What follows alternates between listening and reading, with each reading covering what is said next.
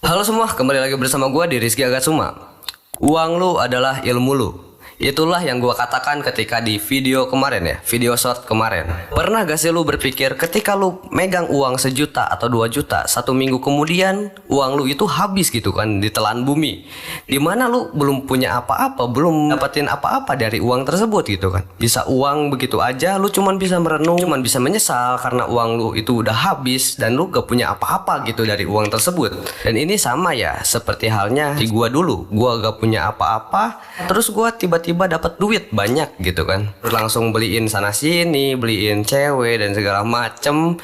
Yang alhasil uang tersebut dalam beberapa minggu doang itu langsung habis, gak ada sisa sama sekali anjir. Dan di situ ya sama, gua juga menyesal merenungi ya mungkin sifat gua, terus kenapa sih gua boros dan segala macem. Dan ini juga ada temen gua, dia gila sama cewek, terus alhasil uang dia dalam beberapa juta juga langsung habis gara-gara cewek.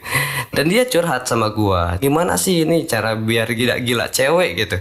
Ya lu perbaiki dulu mindsetnya gitu kan. Dan semua cerita yang gua ceritain tadi memiliki satu kesamaan. Iya betul, yaitu mindset gitu. Dalam mindset atau pola pikir, lu masih berpikir gak kalau misalnya uang tersebut adalah tujuan akhir lu, dan itu keliru ya. Tapi kalau misalnya lu pernah berpikir kalau misalnya uang itu adalah jembatan untuk lu sukses, nah barulah di sana lu bisa memanfaatkan uang tersebut. Entah lu bisa puterin uang tersebut dan buat uang tersebut makin bekerja sama lu dengan caranya kayak kemarin gue pernah bilang compound interest.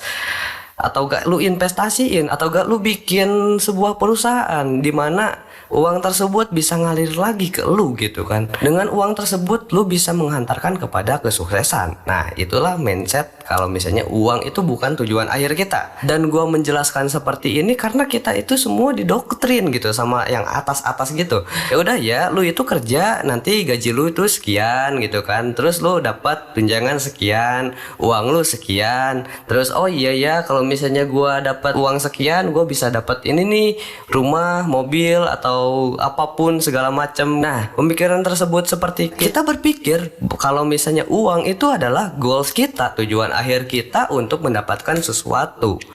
Dan pada akhirnya ketika sesuatu itu tidak dapat kita penuhi atau kebutuhan kita itu tidak dapat terpenuhi dari uang, kita ujung-ujungnya apa? Ngehutang. Lu jadinya ngehutang sana sini dengan ya kebutuhan gengsi lu dan kebutuhan keinginan lu gitu kan. Ngehutang sana sini, pinjol dan segala macam, ngerugiin temen. Iya itu ngerugiin temen anjir. Bukan hanya ngerugiin temen, itu juga ngerugiin diri sendiri. Iya kalau misalnya temen itu ngeminjemin uang terus gak masalah. Kalau misalnya temen itu ngedesak lu buat bayar hutang tersebut, ya kayak gimana anjir. Ya lu berpikir aja gitu, emang di dunia ini ada orang yang rela untuk ngeminjemin hutang gitu ke temen gitu kan. Karena gue sendiri ya sebagai adalah beberapa teman gue yang ngutang ke gue benci sumpah anjir. Kayak nih orang ngutang ke gue bayar kagak anjing. Terus itu gunanya hidup buat apa sih? Gunanya lu hidup itu nganggur atau gimana sih? Hidup sendiri aja gak ada tanggung jawabnya sama sekali, apalagi dia berumah tangga kata gua. Jadi percayalah kepada gua kalau misalnya lu ngutang itu bukan memperbaiki finansial lu sendiri gitu kan, malah memperburuk finansial lu. Dengan adanya hutang, ketika lu dapat income beberapa ratus ribu, berapa juta juga, ya uang lu itu bakal ada yang tergerus sama hutang tersebut. Jadinya lu nabung juga gak bisa gitu kan, kebutuhan aja kurang, terus lu dapat hutang gitu kan dari pinjol. Gimana ya, lu tidur aja gak akan tenang. Terus lu tidur terus kepikiran, anjing hutang gua masih banyak ya ke temen gua. Anjir kalau misalnya nanti ada yang ngerebek rumah gua, ngesita semua barang gua kayak gimana ya. Ya itulah ngehutang. Itu ngerugiin lu gak bisa ngapa-ngapain dengan adanya lu hutang gitu kan. Lantas daripada ngehutang, ya udah kita literasi finansial atau gak mempelajari finansial itu seperti apa, mempelajari uang itu bekerjanya seperti apa, mempelajari tentang uang itu bahkan lebih baik daripada lu ngehutang. Dan gue sekarang nanya nih ke semua yang nonton video ini, gue tanya nih, untuk apa sih lu hutang gitu kan? Dengan lu hutang emang semua kelar? Kagak, masalah nambah anjing. Jadi ya udah, hindari hutang, terus coba literasi finansial, literasi tentang keuangan. Lu pelajari tentang keuangan apapun, di situ lu dapat ilmunya. Nah, karena dengan lu mempelajari finansial, lu juga dapat tahu nih keputusan yang bijak ketika lu dapat duit. Gak akan semena-mena lu itu hambur-hambur duit, hambur-hambur ini itu dan segala macem gitu. Apalagi lu udah terhindar dari utang, lu bebas, lu aman gitu. Nah, untuk sekarang mulailah mempelajari tentang arus masuk keluarnya uang kalian. Ya apapun lah, lu mau membeli apapun atau gak lu mau membeli kebutuhan apapun, setidaknya lu punya catatan per bulan atau per hari atau per minggu gitu. Uang kalian itu keluar kemana aja, entah itu beli rokok, beli kopi dan segala macam, lu catetin. Karena di sini lu bisa tahu nih pengeluaran per bulan gue itu seperti apa dan berapa sih pengeluaran per bulan gue. Lu bisa mempelajari tentang diri lu sendiri, mempelajari tentang uang lu sendiri. Dengan begitu lu tinggal akurin aja dengan income lu gitu. Gitu simple anjir. Kalau misalnya penghasilan lu 3 juta terus pengeluaran lu adalah 1,5 juta, ya alhamdulillah gitu kan. Lu dapat 1,5 juta ini bersih gitu. Entah lu 1 jutanya buat investasi lah gitu kan, 500-nya buat gua ini ada yang gua mau nih gitu kan. Ya udah, yang penting lu dapat nabung dengan uang dingin. Dia jangan mengeluarkan uang yang tidak perlu gitu, apalagi dengan gengsi. Tai anjir. Lu mau sukses kayak gimana kalau misalnya mikirin gengsi terus gitu? Emang ini di tahun 2020-an gitu kan, dimana gengsi itu jadi standar prioritas anjing. Dimana kita itu masih haus validasi dari orang lain gitu kan. Terus kita harus dipuji-puji, dipuja-puja sama orang lain. Kagak kan? Ya 2025 ini men, harusnya lu itu melek semua gitu. Gue bicara ini kepada kalian ya, kaum muda seperti kayak gua aja umur 19 ya bisa kepikiran kayak gini. Gua harap kalian yang nonton juga bisa kepikiran seperti kayak gua. Itulah tujuan video ini ya, dibuat untuk kalian semua yang masih muda gitu. Nah, ketika kalian udah mempelajari tentang arus keluar masuknya uang kalian, kalian udah tahu gambaran uang kalian itu seperti apa. Ketika ada uang dingin, barulah kalian bisa investasi.